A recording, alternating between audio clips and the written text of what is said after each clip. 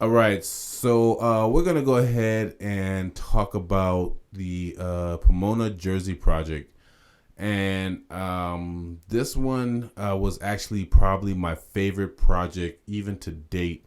I did love the different projects that we've done, but this one was actually sort of unique because I've always liked the pullover jersey, like warm up jersey for baseball. And I thought it would be cool to make a project or a T-shirt where if you had a buyer for the T-shirt, that they would get their number and name on the back, kind of like the Kayatick team. So let's say if you pre-ordered it and you wanted, Jackson on the back or Johnson or whatever your last name was or whatever your nickname was, I thought it was cool to do pre-orders and have the name and number exactly of what you wanted on the jersey, so it could be kind of a custom jersey to whoever bought it. And this one is kind of like the same as the Venice Beach project.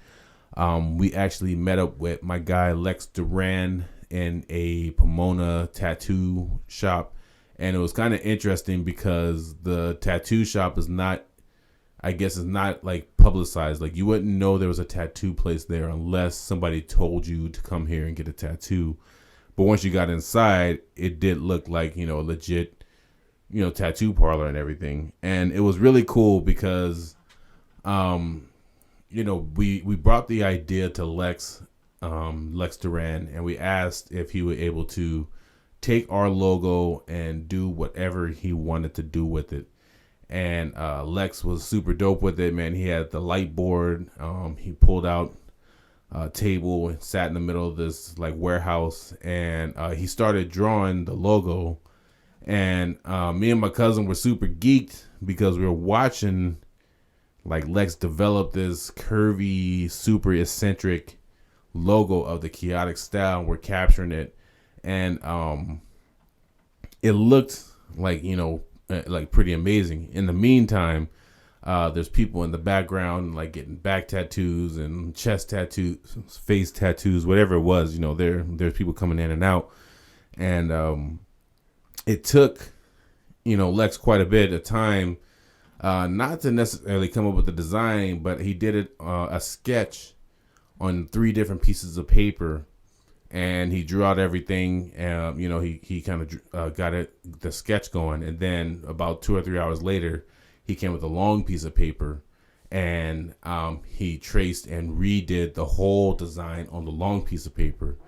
And it was interesting because we were watching like a true artist, said sketch out our design. This is the second time that we've seen an artist kind of put their take on it, and we're getting ideas as far as kind of how to grow the business as far as the t-shirt line. The t-shirts, the Venice tee to start off with, and now we're doing the jersey and Pomona, and we're looking and thinking like we can kind of make this our thing as far as fashion goes, which was super sick as well. So Lex, like I said, he drew everything.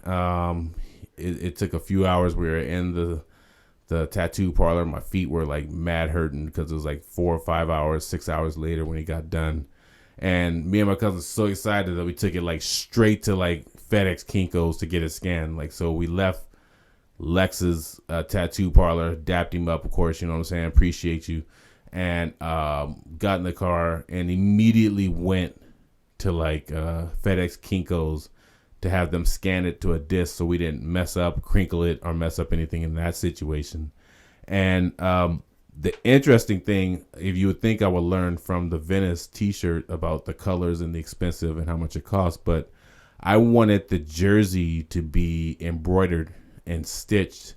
And there was, I think, like a 2,200 count stitch or something that the guy showed me back in New Jersey or something.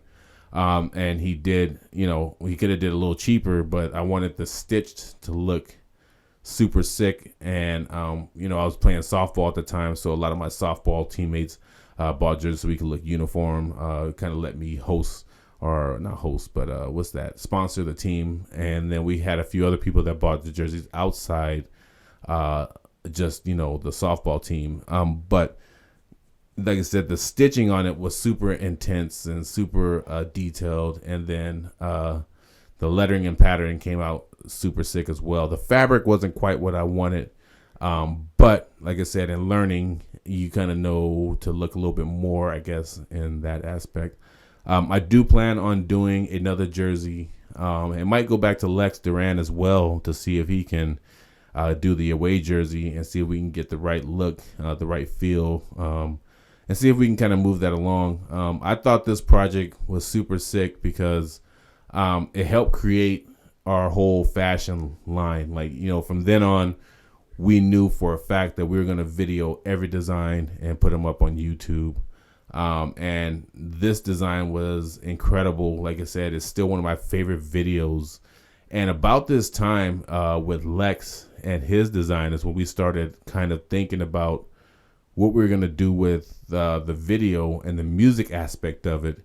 And that started building a whole nother project inside the actual projects we were doing, because after we watched Lex draw the Kayatick jersey logo, we knew that we were going to need some music to help this video kind of shine, just like the Kayatick Venice wall. And then I started thinking that we might end up having 10 shirts.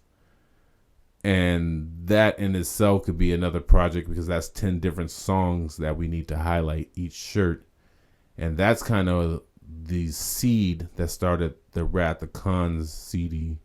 Was at the Lex Duran video shoot, watching him design this. We started putting together a whole album off of the t-shirt line, which I don't know has been done before, and I don't know if people got the concept of it, but this t-shirt that we did in Pomona was, like I said, and we did in Venice.